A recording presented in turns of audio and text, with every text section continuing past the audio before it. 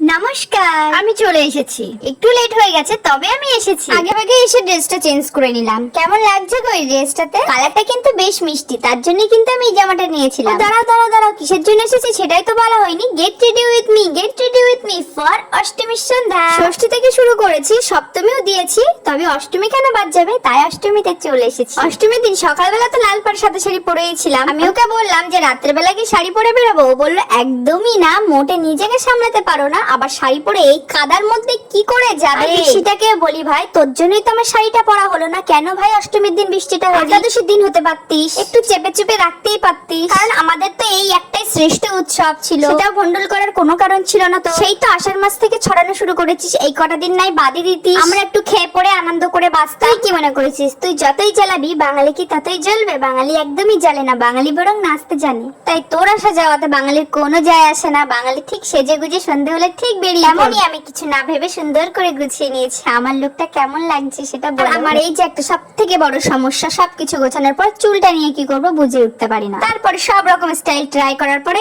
এই একটাই স্টাইল আছে যেটা আমি সব কিছুর সাথে ইউজ করি। সাথে রয়েছে আমার হেয়ার স্প্রে, যেটা ছাড়া আমি একদমই অসম্পূর্ণ। এটা রয়েছেই বলে মাথার ছানাপোনা গুলোকে জব্দ করে বসিয়ে আমি একটু বেরোতে পারি। ওহো, আমি তো রেডি। কেমন লাগছে বলো? আজকে এখানে ভিডিওটা এন্ড করছি, দেখা হবে নেক্সট ভিডিওতে। So by.